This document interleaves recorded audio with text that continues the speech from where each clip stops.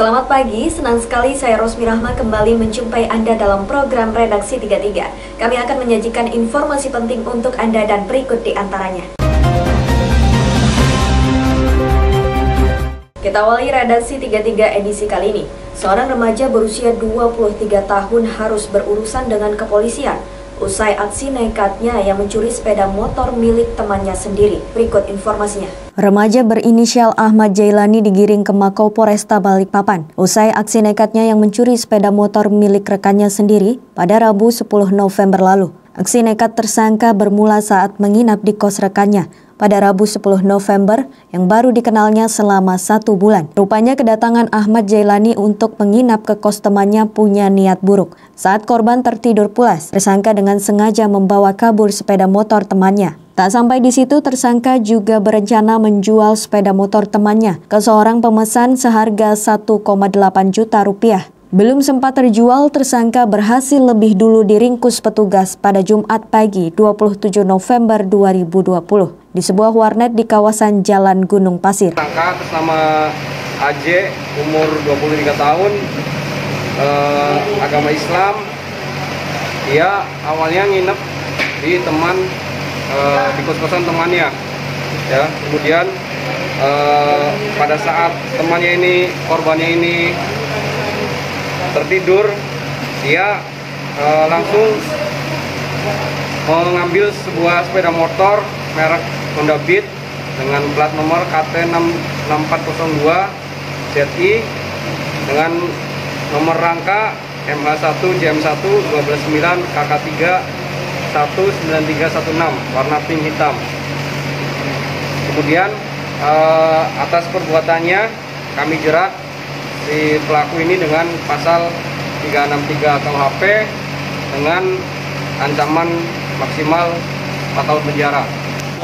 Terlepas kebutuhan ekonomi buat bayar utang. Oh, rencana berarti motor mau dijual? Iya. Berapa rencana? Berapa? 1,8. Sudah ada yang pesan? Sudah ada yang pesan. Mas, kabarnya sampean dijanjikan uang itu untuk buat apa? Katanya sempat dijanjikan uang ya sama teman. Iya, rencana buat nemenin dia. Sudah berapa lama kenal sama korban? Sekitar 2 minggu lebih. Atas perbuatannya, tersangka dikenakan pasal 363 KUHP tentang pencurian dengan ancaman hukuman 7 tahun penjara. Dari Balikpapan, Muhammad Idris, tim Kaltim TV.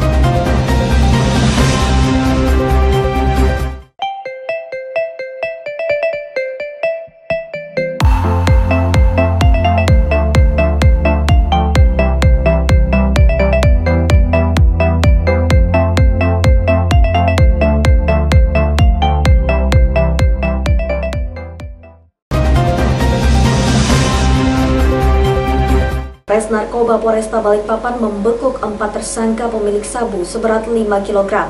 Tersangka diancam hukuman seumur hidup. Berikut informasinya. 4 orang tersangka kepemilikan narkoba jenis sabu-sabu seberat 5,276 gram digelandang Res Narkoba Polresta Balikpapan. Keempat tersangka diciduk di 2 lokasi yang berbeda pada Rabu 25 November 2020. 4 tersangka yang merupakan jaringan narkoba jenis sabu-sabu yakni HI, AT, MA, dan ST. Awalnya Res Narkoba membekuk HI di kawasan Jalan Lejen Suprapto. Ditemukan sabu seberat 50 gram. Polisi kemudian mengembangkan dan ditemukan tersangka kedua, HI, didapat sabu seberat 10 gram. Saat berada di rumah tersangka, datang 2 orang membawa bungkusan besar. Saat diperiksa ditemukan 5 paket sabu dalam bungkus besar dengan 5 kg. Rekan-rekan semua, jadi kita mau sampaikan hasil ungkapan kita, dan ini juga komitmen kita untuk memerangi narkoba. Alhamdulillah kita bisa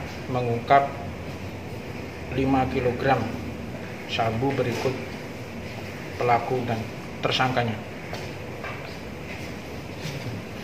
Dari kasus ini ada 4 tersangka, ya, ada 4 tersangka, 3 TKP, ya, 2 TKP, 4 tersangka.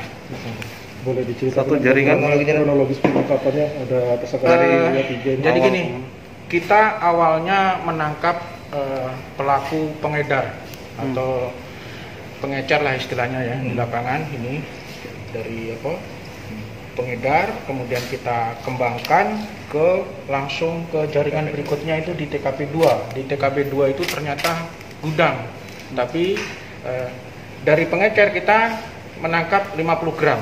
50 gram kita kembangkan langsung ke jaringan berikutnya, ternyata dia sebagai gudang, tapi di gudang kita hanya menemukan sisanya 10 kg. Yang lainnya sudah didorong oleh kurir. Didorong oleh kurir, kita kembangkan lagi. Nah, dari kurir itulah kita tangkap nih yang 5 kilo. Ya, yang 5 kilo. 5,056 ya. Tapi hasil pengembangan semua jadinya 5,176 gram atau 5 kilo 176 gram. Khusus yang 5 kilo di mana yang diamankannya? Sama, ini di satu TKP, yang satu itu di daerah Perapatan. Kalau penangkapan yang pertama itu di Kampung Baru. Ya. Pihak Res Narkoba Polresta Balikpapan masih mengembangkan kasus peredaran sabu yang diungkap. Tersangka akan dijerat dengan hukuman seumur hidup. Dari Balikpapan, Muhammad Idris, tim Kaltim TV.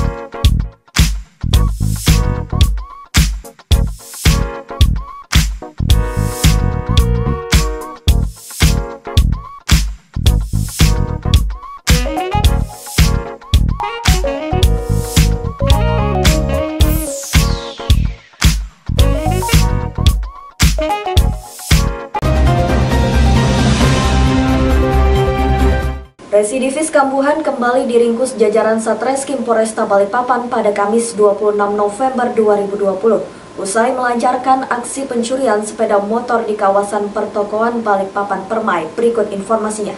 Fadli, 32 tahun, digiring Mako Polresta Balikpapan oleh jajaran Satreskrim Polresta Balikpapan. FD kembali berurusan dengan kepolisian lantaran telah melakukan tindak pidana curanmor pada Kamis 19 November 2020 lalu. Tersangka dibekuk di rumahnya di kawasan Balikpapan Barat, Kanit Jatanras Satreskrim Polresta Balikpapan. Ibtu Rondi Hermawan menerangkan aksi pencurian bermula saat tersangka sedang berkeliling mencari pekerjaan di kawasan Komplek Pertokoan Balikpapan Permai. Sempat berputar selama 2 jam, tersangka melihat sepeda motor dengan kunci tergantung di stop kontak. Tersangka yang merupakan residivis yang baru keluar selama 2 bulan lalu ini pun tak bisa menahan diri dan membawa kabur sepeda motor Matic merek Miosol. Rencananya sepeda motor tersebut hendak dijual senilai 9 juta rupiah, namun belum sempat terjual lebih dulu diciduk kepolisian. Dia si TSK ini mengaku ingin melamar kerja di daerah Balikpapan Permai. Ya, kemudian sambil melihat-lihat ada sebuah motor jenis Miosol warna merah, kuncinya tergantung. Kemudian si pelaku cara langsung untuk mengambil motor tersebut. Karena tindakannya kami jerat pelaku dengan pasal 362 KUHP dengan ancaman maksimal hukuman 4 tahun penjara. Kemudian sebagai informasi juga, pelaku ini seorang residivis. Untuk kasus yang sama juga sudah divonis 2 tahun dan baru keluar berkat asimilasi pada Agustus 2020. Dan motor ini setelah diambil langsung dibawa lari atau dipakai untuk cari kerja itu? Jadi dari pengakuan si tersangka ini, motor diambil kemudian dibawa lari dan akan dijual. Sebesar 9 juta rupiah. 9 juta rupiah. Nggak sengaja saya lihat kunci tergantung di situ, Mas. Hah? Nggak sengaja saya lihat kunci bergantung di situ. Kebetulan saya lagi nggak pusing, buntu, nggak ada uang sama sekali. Oh gitu. Buat lanjutin itu. Rencana cari kerja apa, Mas? Apa aja, Mas. Atas perbuatannya, Fadli disangkakan dengan pasal 363 tentang KUHP tentang pencurian dengan ancaman hukuman 5 tahun penjara. Dari Balikpapan, Muhammad Idris, tim Kaltim TV.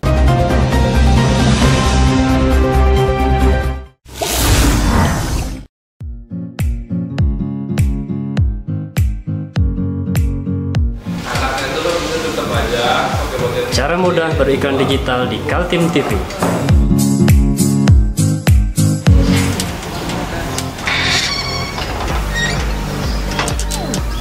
Yang pertama, jadilah sahabat Kaltim TV.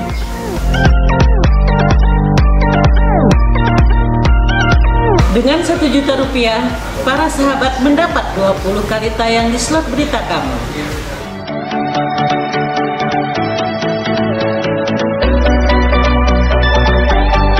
Dengan 20 detik dapat menjangkau 20.000 penonton.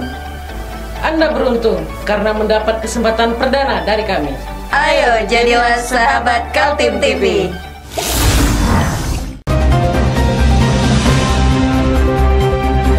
Hujan besar tidak hanya melanda Samarinda. Di Marangkayu, Kabupaten Kutai Kartanegara, hujan dengan intensitas tinggi mengakibatkan banjir di mana-mana.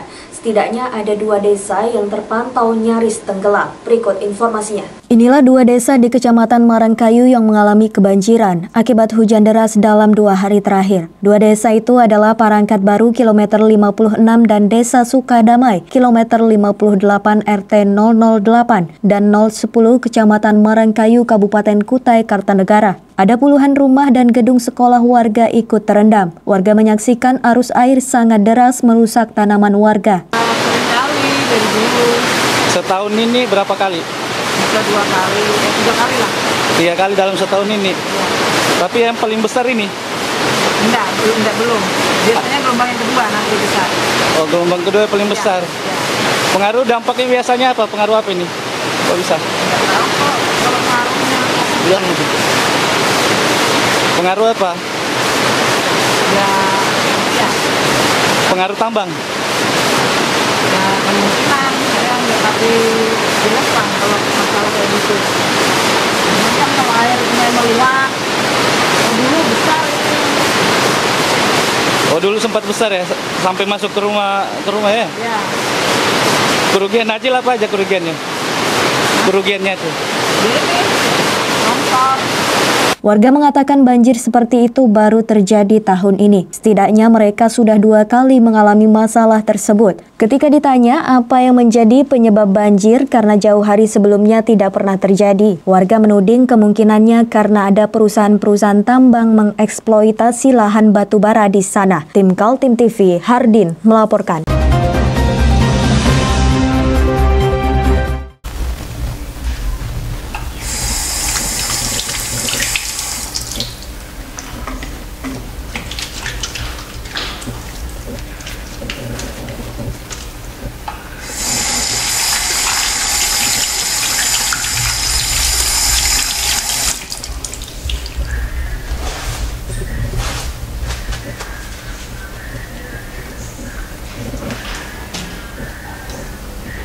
Meskipun di rumah saja, kita tetap selalu menjaga kesehatan, cuci tangan, menggunakan hand sanitizer. Ingat, mulailah dari diri sendiri.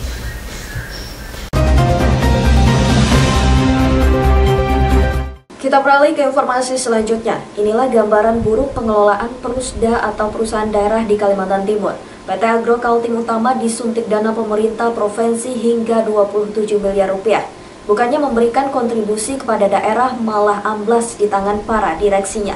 Kini 2 orang direksi Perusda PT Agro Kaltim Utama meringkuk di sel tahanan. Kedua orang itu, Yanuar dan Nurianto, menjadi orang paling bertanggung jawab atas raibnya modal pemerintah sebesar 27 miliar rupiah. Kasus ini terbongkar setelah Kejaksaan Tinggi Kaltim sejak bulan Maret 2020 lalu menelusuri PT Agro Kaltim Utama yang disingkat dengan PT AKU. Perusahaan ini awalnya diproyeksikan bergerak di bidang perkebunan dan pertanian. Tapi ternyata setelah menerima setoran modal dari Pemprov Kaltim, para direksinya malah menghilang. Kantornya pun di kawasan perkantoran bersama Perusda di Jalan Basuki Rahmat, Samarinda tutup. Setelah 2 tersangka ditangkap dan ditahan, ternyata tidak ada lagi aset tersisa yang bisa disita. Tim Kejaksaan Tinggi Kaltim mengakui Perusda tak punya apa-apa lagi. Dengan kata lain, modal sebesar 27 miliar rupiah dari Pemprov Kaltim amblas tak berbekas. Samarinda.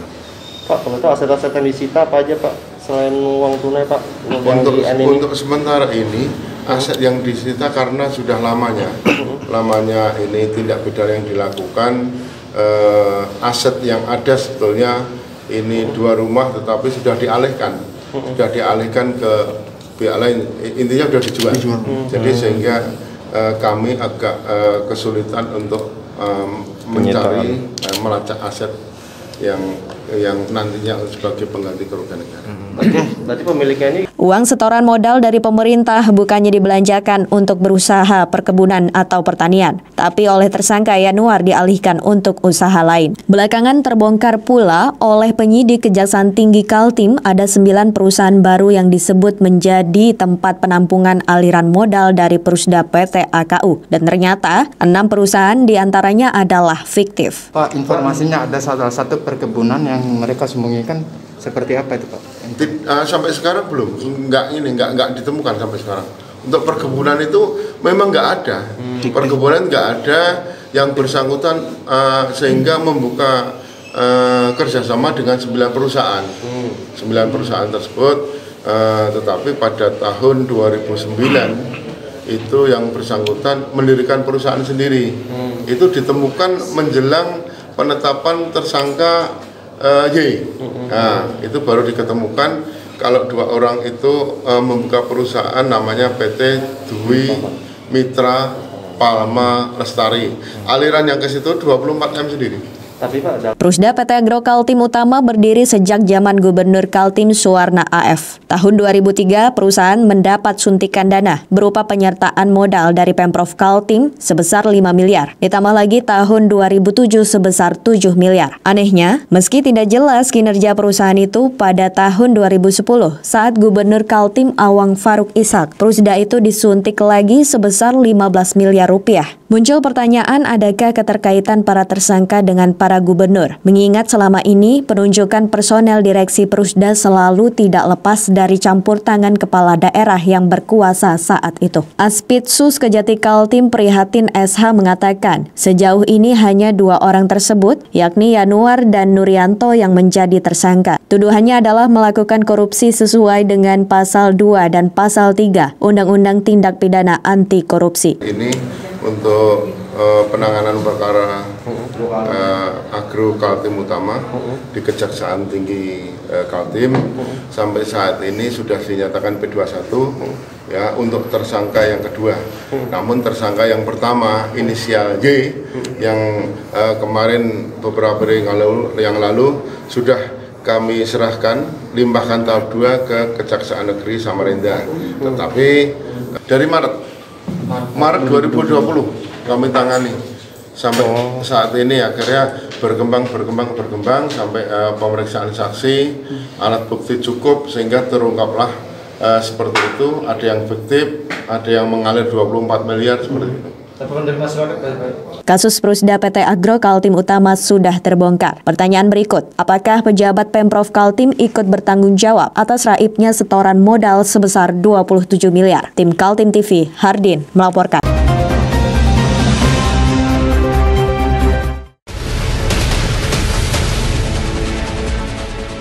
Mari kita memerangi virus corona dengan mematuhi imbauan pemerintah. Stay at home.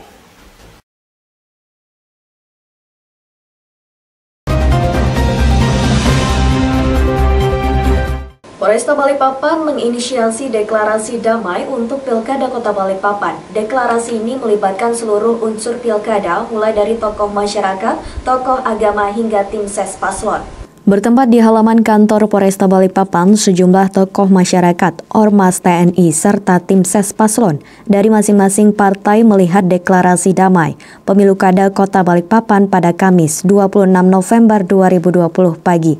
Deklarasi damai ini merupakan inisiasi dari Kapolresta Balikpapan Kombes Pol Turmudi. Dalam deklarasi yang dibacakan secara bersama tersebut mengedepankan menolak segala bentuk kampanye yang mengatasnamakan agama, menolak politisasi tempat ibadah, meminta kepada seluruh elemen masyarakat untuk mendukung pelaksanaan Pilkada 2020 dengan damai. Dalam deklarasi ini juga diharapkan tidak ada black campaign, negatif campaign, dan money politik, serta isu sara yang dapat mencederai nilai-nilai demokrasi. Damai, Pak.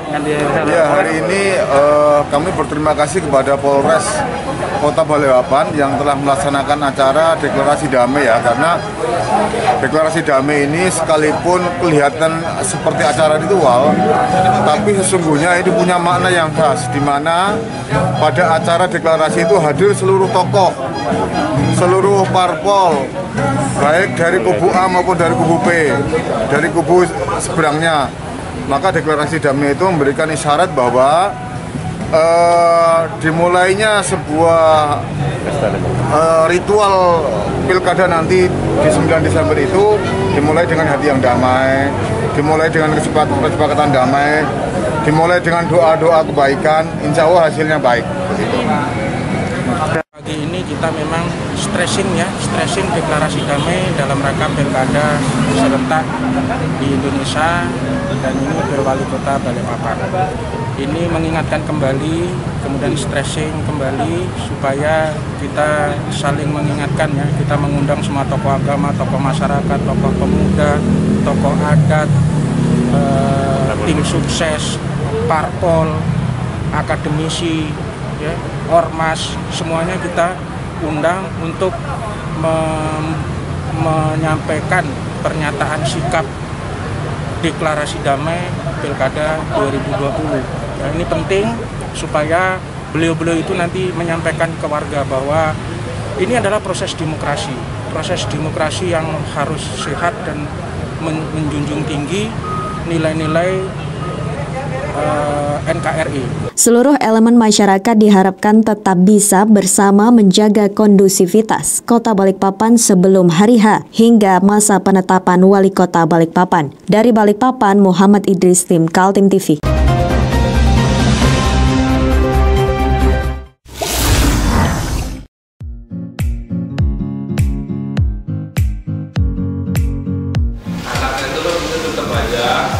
Cara mudah beriklan digital di Kaltim TV.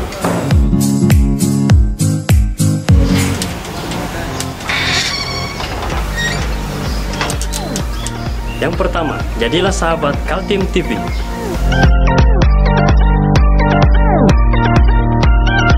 Dengan Rp1.000.000, para sahabat mendapat 20 kali tayang di slot berita kamu.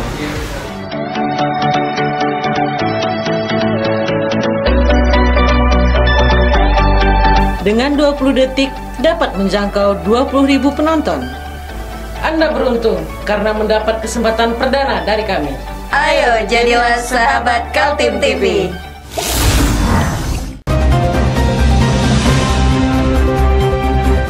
Demikian redaksi 33 edisi kali ini. Informasi lainnya dapat Anda simak melalui situs website kami www.kaltim.tv, channel YouTube dan fanpage Facebook Kaltim TV. Jangan lupa untuk selalu patuhi protokol kesehatan. Saya Rosmi Rahma bersama kerabat kerja yang bertugas pamit undur diri. Selamat pagi, selamat beraktivitas dan sampai jumpa.